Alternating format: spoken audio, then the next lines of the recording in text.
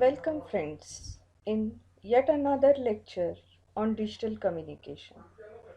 In last lecture, we have completed the delta modulation and DPCM processes. We have seen the advantages, disadvantages related to the delta modulation scheme.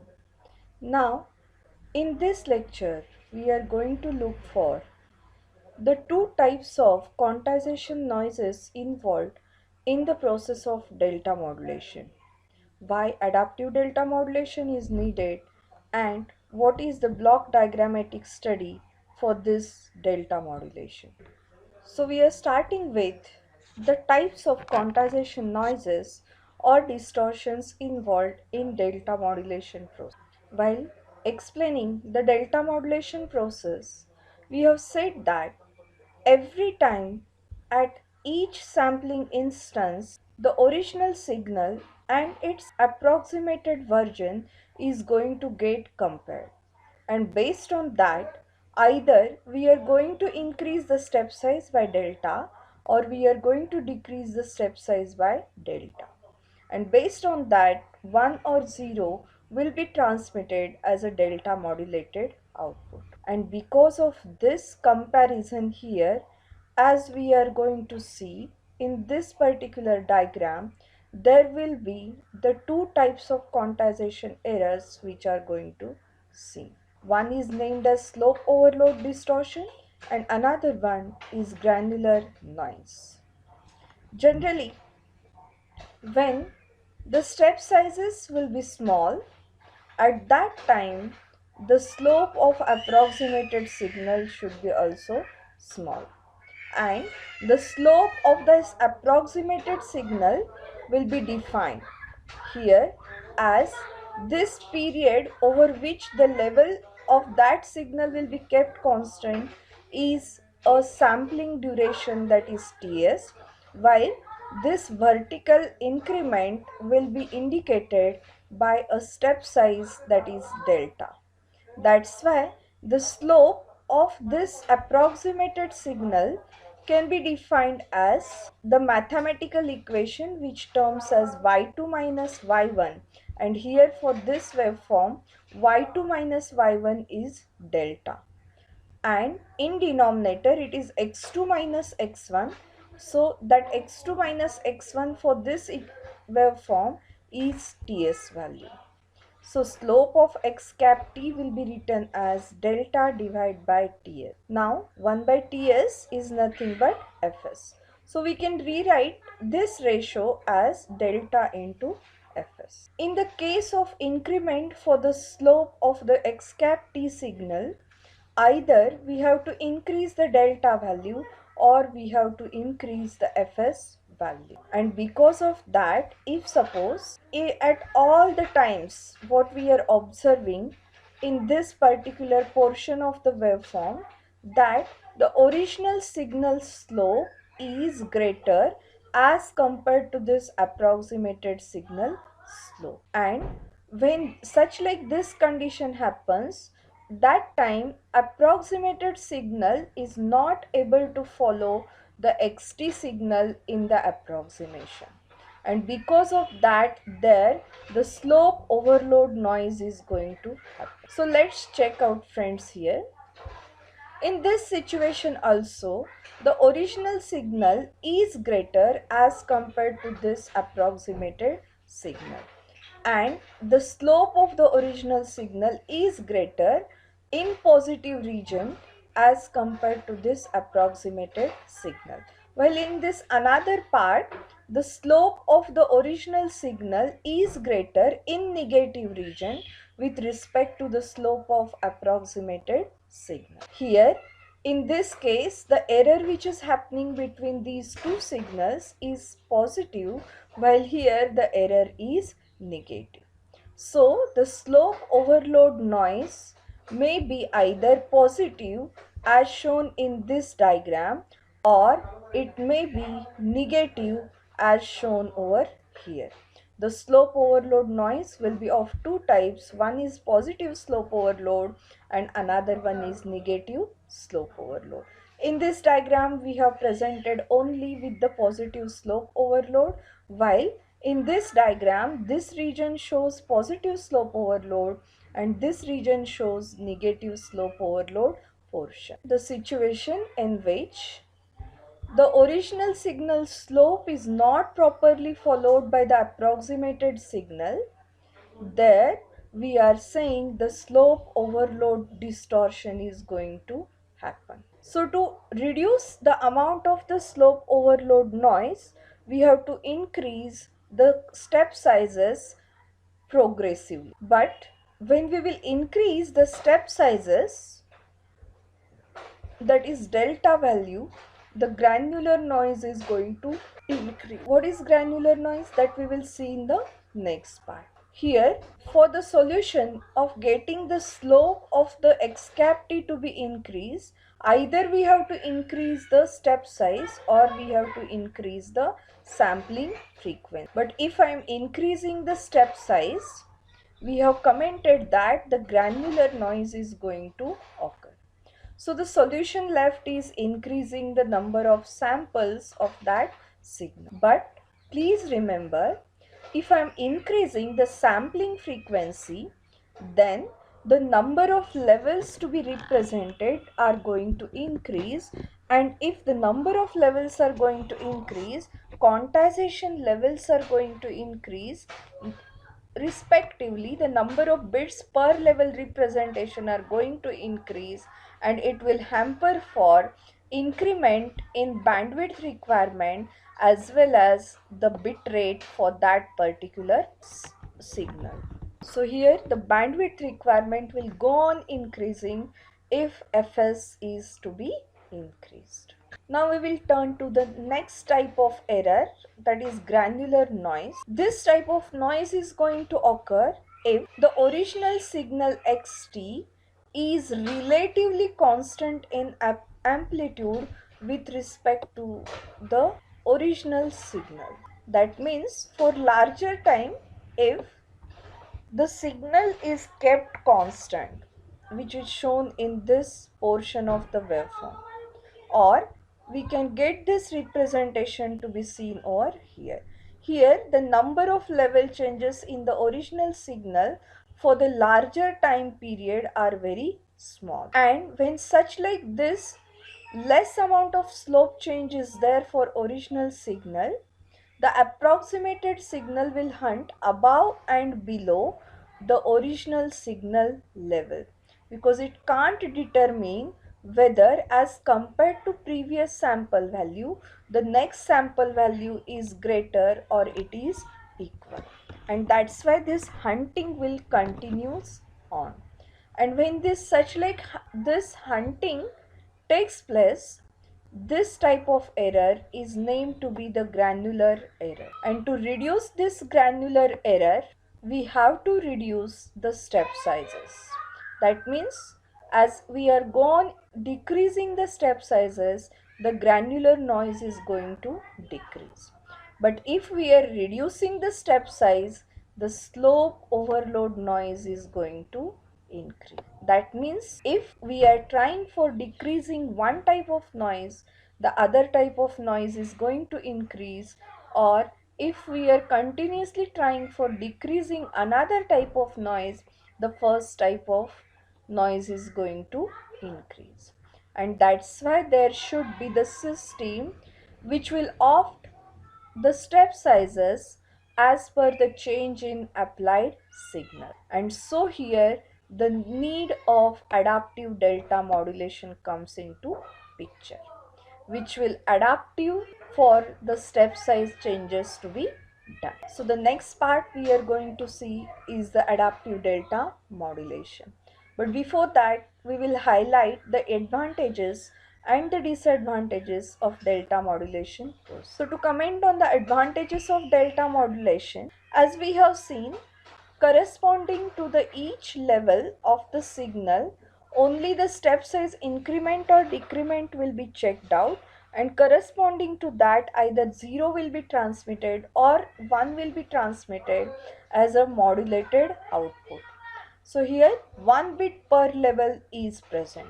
and because of that the signaling rate as well as the transmission channel bandwidth is very low in case of delta modulation as compared to PCM and DPC. In the transmitter and receiver block diagram of delta modulation, we have seen that only the two summer blocks, delay block and 1 bit quantizer, these many number of blocks are existing.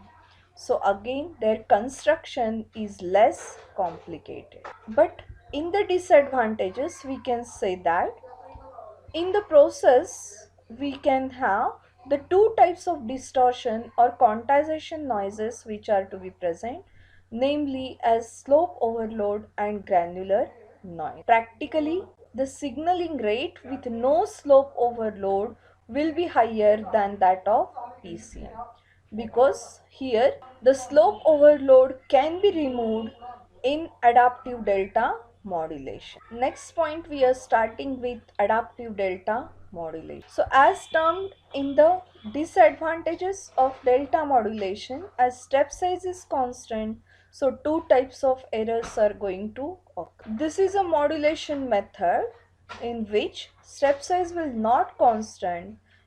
When the slope overload error occurs, the step size will progressively go on incrementing so that x cap t can catch with the original signal rapidly. If slope of xt is large, the step size of the staircase approximation of x cap t signal is also to be increased. But if the input signal is varying slowly, the step size has to be reduced. So we can say that this is the operating principle for the adaptive delta modulation. It will look for variation in the original signal, whether they are fastly occurring or they are going to slowly occur. If they are fastly occurring, then the step sizes will progressively increase, but if that is slowly varying, then step size will go on reduce. Now we will go for the ADM transmit. The transmitter to take the decision that whether the slope is going to vary at larger rate or at constant rate. Based on that the step size has to be changed. So extra block which is named as logic for step size control is introduced in the block diagram of delta modulation process. So let's see this diagram. Here, as like delta modulation, again the input which is presented is the sampled version of original signal, that is x of nt. Along with that input, the approximated signal x cap of nts will be presented to the summer block. Now in between these two signals, the error will get calculated. This error will be fed to the 1-bit quantizer. That 1-bit quantizer will give the output either as 1 or 0 based on whether this error value is positive or negative. If this error value is positive, that means x of nts is greater than x cap of nts, it will generate 1, otherwise this b of nts will be 0. This b of nts will be fed to this summer block along with the previous approximated value, so that if suppose this value of b of nts is 1, then the previous approximated level has to be increased to match up with the original signal level. So this will get incremented, and after one period that will be passed as a next approximated sample for next coming input sample. But while it is doing this task, this 1 or 0 will give the step size control logic to the 1-bit quantizer to decide whether it has to go on progressively increasing the step size or progressively decreasing the step size. So this is what the theoretical description for the functionality. Now mathematically we will prove this functionality for the step size adjustment. But again, for that step size adjustment to be mathematically proven out, here the waveform of ADM has to be observed. So with respect to the clock, because we are going to check out the change in step sizes at every sampling instant end. So these clock signals will be utilized to indicate the sampling instances. And as we have seen in delta modulation, at the end of every sampling instant, comparison between the original signal and approximated signal has to happen. Now, how to get the decision that whether I have to increase the step size or I have to decrease the step size or remain constant with the step size. For that, we will go for this step size adjustment logic. So step size at any given sampling instant NTS is obtained with the adaptation rule of delta of NTS is equal to G of NTS into delta of NTS minus TS, where this G of NTS is nothing but a time varying multiplier and its value will depend upon the present output B of NTS and the previous output B of NTS minus TS. This G of NTS will take the value as K if the present output and previous output are same. But if present output and previous output are not same, this G of NTS will take the value as K inverse. That means 1 by K. Let's illustrate this equation by taking some constant sampling instances. Consider n value is 6. So here delta of 6TS will be termed out. So delta of 6TS will equal to G of 6TS into delta of 6TS minus TS. So it will become out as delta of 5TS. It indicates the step size at the fifth sampling instance. Now in the figure we will look for this. So we are going to consider fifth and sixth sampling instance. So the duration between 5TS to 6TS is considered as a fifth sampling instance, and the duration between 6TS to 7TS will be considered as a sixth sampling instance.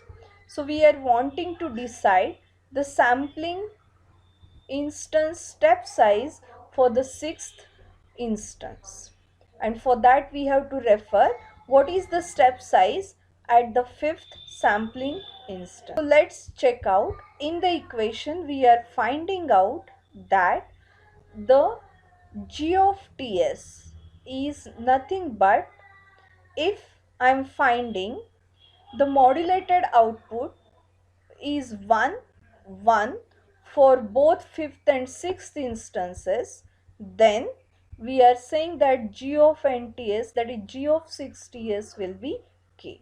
So we have here considered that both the modulated output for fifth and sixth instances are equal.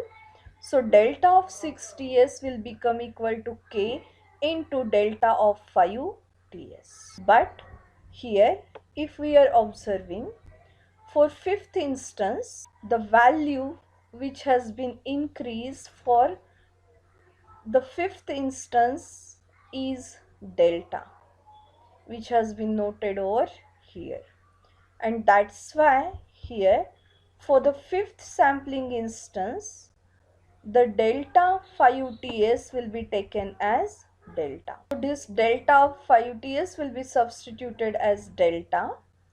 Now this K value should be adjusted in between 1 and 2. And to get the practically more desired result, we are keeping that at the middle value of 1.5 delta. At 5TS original delta value and at 6TS this 1.5 delta value increment will give us the total value of 2.5 delta during this 5 to 6th time increment for the variable step size to be adjusted. Similarly, for 7th time instance, if I have to obtain K value again we are taking as 1.5 because here the delta modulated output for 6th and 7th instance are again same. So this will be K. K we are taking in between 1 and 2, so it is 1.5. Delta of 60s just we have obtained as 1.5 delta, that we will substitute over here, and we will find the output, that is step size at 7th time instance will become as 2.25 delta. This is how here the step size will be kept on varying to get the reduction in the slope overload noise. But if you are observing in this particular diagram, when the step size will continuously goes on increasing and approximately constant level for the original signal is going to occur, then the granular noise is going to occur as represented over here. And because of that, we are saying that if progressively increase in the step size is there, we are going to find out that another quantization error is going to increase, which is named as granular noise. So here the alternate method for the adaptive delta modulation process is also existing. The principle of working for ADM is not going to change, only the block diagrammatic change is going to happen.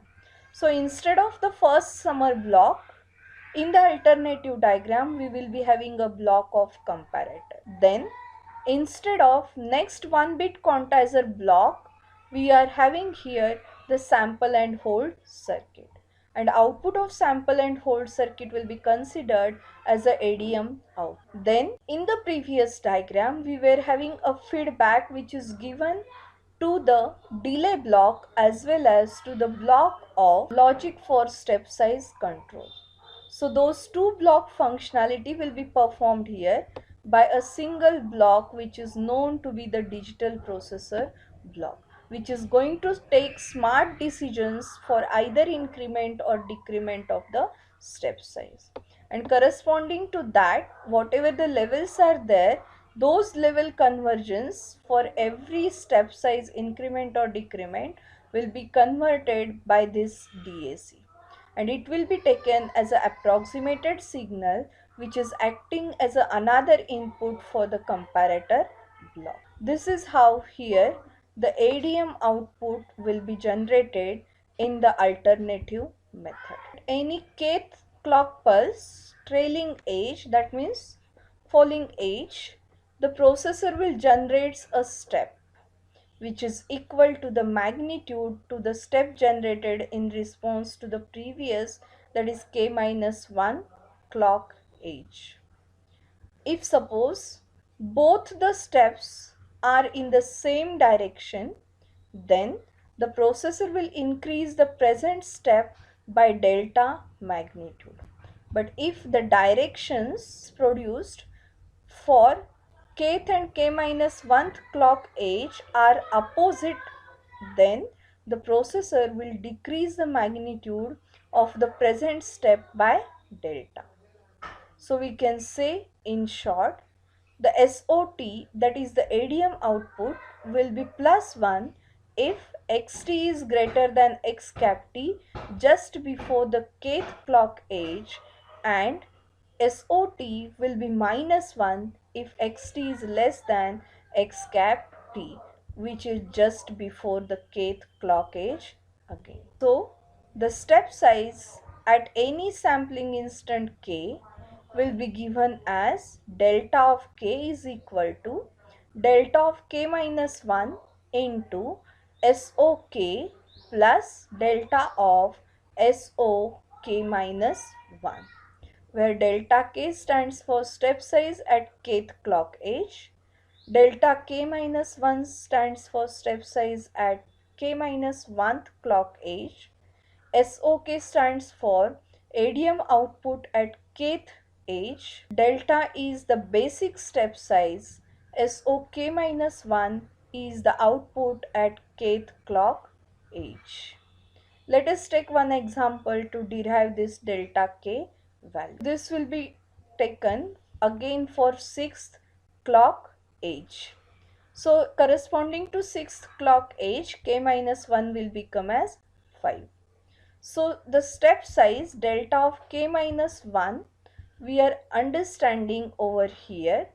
So at 5th clock instance, we are seeing this total size is of 3 delta, and before that it is of 2 delta. That means increment in the step size is of delta. So we can say that step size at the 5th clock instance is of delta. SOK, that is the output at the 6th instance, is plus 1, that, and the SOK minus 1 is, that is 5th instance ADM output is also 1, and because of that now here we are finding the delta 6 value as delta plus delta, because we have seen in the part that if I am substituting the values, delta of k minus 1 is delta, SOK value, that is SO6, is plus 1. So this will turn out as delta plus this original delta for basic step size, and SOK minus 1, that is SO of 5, is again 1. So this delta plus this delta, the answer will be 2 delta. At 6th sample instance, the step size will be taken as twice delta. But again, here, even though the step size is adjustable, only the slope overload problem will be reduced, but the granular noise problem is not removed in the ADM system, because here, as we are progressively going to increase the step sizes, the slope overload will be reduced, but when we are increasing the step sizes, the granular noise goes on introducing into the system. So to comment on the advantages of ADM, we can see that reduction in slope overload distortion will happen, but the granular noise is not going to completely removed. At some extent it is also removed, but it is not completely removed. As the amount of quantization noise due to slope overload distortion is going to be reduced, so the SNR value for the ADM is going to improve. There is wide dynamic range is available for the levels to be represented due to the variable step size here, as the less number of bits are required for delta modulation to be represented, so the better utilization of bandwidth is possible. We have commented that only 1 bit per level representation is there for ADM, so the signaling rate is also less as compared to PCM and DPCM. Here, simplicity in the implementation is possible because of the introduction of digital ICs into the system. Now we will see for the ADM. So ADM receiver is going to convert first the ADM signal to the DM, and then here, as like the DM, we are having the linear DM receiver in front of this, where the input ADM signal, which is 1 or 0 signal, that will be provided. This signal will be at the same time provided to the logic for step size control. We know that if the input is 1 for the logic for step size control, it has to get that to be multiplied with this 1. So here 1 will be presented if the ADM output is 1. Then this will be provided for the summer block along with the delayed output from the previous calculated level. And here the staircase like waveform will be obtained. That staircase waveform will be smoothened with the help of the low pass filter. This is how the original signal will be recovered in ADM process. The next type of source coding technique is a CVSD, that is continuously varying slope detector adaptive delta modulation system. This system is going to continuously track for the slope variation, and accordingly the adaptive delta modulation process it is going to exhibit. We say that it is a delta modulation system which is adjusting its step size according to the signal characteristic.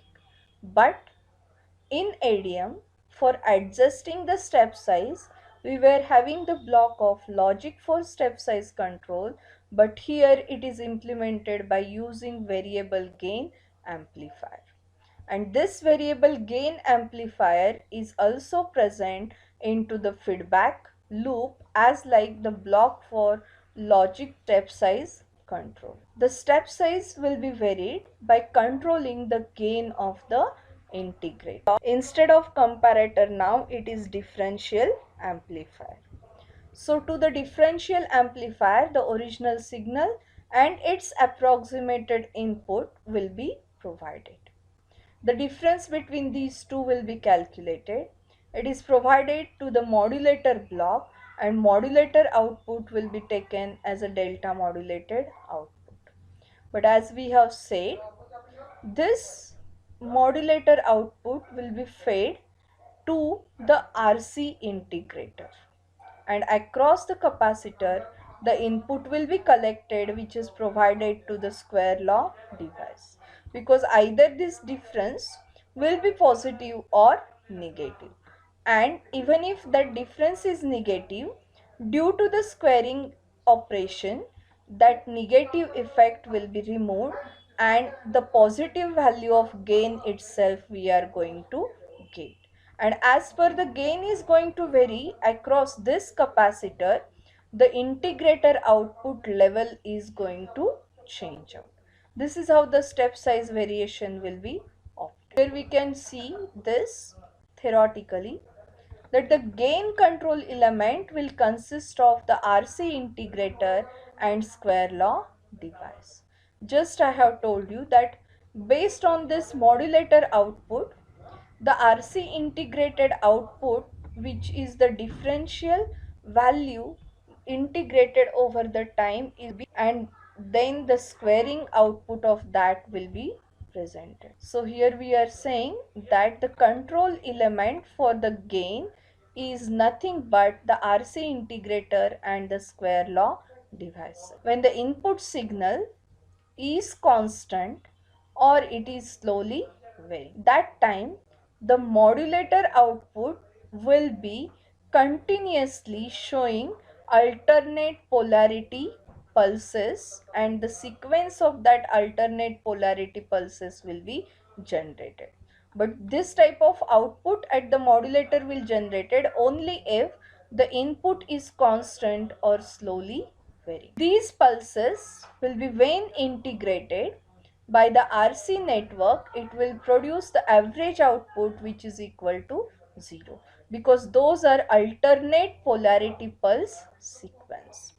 And the alternate pulses, if they are occurring, then their average value is equal to 0. So the gain control input consequent of gain of the amplifier will be reduced, making the step size of the modulator should be smaller. In case of the slope overload, the output of modulator will be the train of either all positive or all negative pulses, because we have commented that slope overload noise will be either positive slope overload or negative slope overload.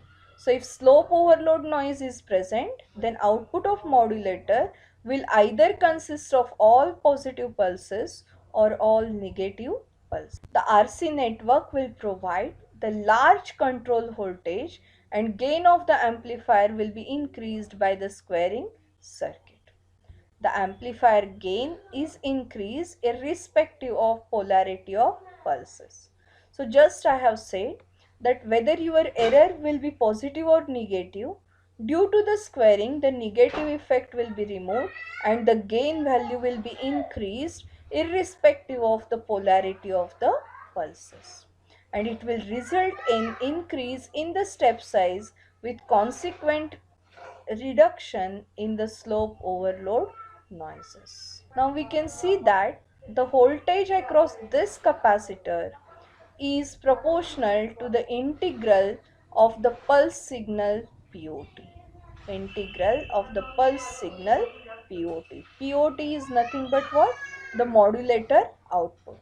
So modulator output will be either a continuous pulses with positive polarity or with negative polarity, or it may be a variation of subsequent polarities, those are to be observed.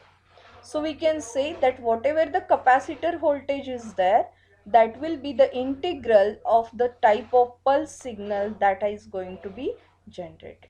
So the voltage across this capacitor is used to control the gain of the amplifier, and this square law device will ensure that positive voltage will be applied to the gain control terminal of the amplifier irrespective of the polarity of this voltage across the.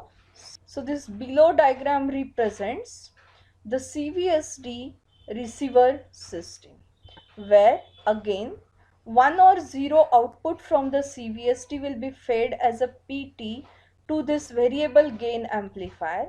If this value is 1, then the gain of amplifier will be increased and it is provided to the integrator. So if this value is 1, then it should be a pure DC signal with the level 1. So the low pass filter is applied to remove if any AC is present into that signal. That will be applied to the square law device, and it will make the gain amplifier control to be on and the gain will be increased. It will be provided to the integrator. This integrator will go on integrating the levels as per the PT value goes on changing over the given time period. So this integrator output is nothing but the approximated signal that we are going to generate. And finally this approximated signal has to be passed from the low pass filter for getting this MT, that is the original signal, out. So finally here I declare that CVSD transmitter and receiver also has got completed. We are going to check the difference points between all the modulation systems that just we have seen. We have gone through the PCM, delta modulation, adaptive delta modulation, and differential pulse code modulation. So the first difference point for these modulation is how many number of bits are included in the PCM modulated output, delta modulated output, adaptive delta modulated output, and DPCM modulated output. So as the type of ADC we are going to choose in PCM, for per level representation, either 4 bits, 8 bits or 16 bits per sample representation we are going to do. While for delta modulation and adaptive delta modulation, a single bit is sufficient to represent each sample.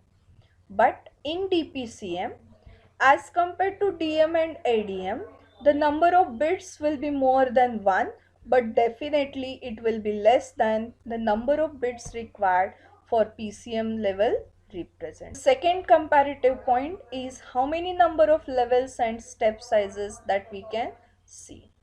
So the number of levels depends on the number of bits and the level size will be fixed.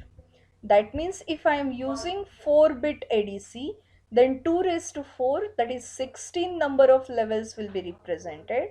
So here the number of levels will depends upon the number of bit ADC that we are going to. Once your ADC is fixed, the level size is also fixed, because here only that many number of defined levels we are going to represent by using n-bit ADC. In delta modulation, the step size is constant, and because of that we have seen that two types of quantization errors are going to happen. But in ADM, as signal variation is going to occur, the step size can be changed. But in DPCM also, the number of levels are fixed. The next comparative point is quantization noise and distortion errors which are present.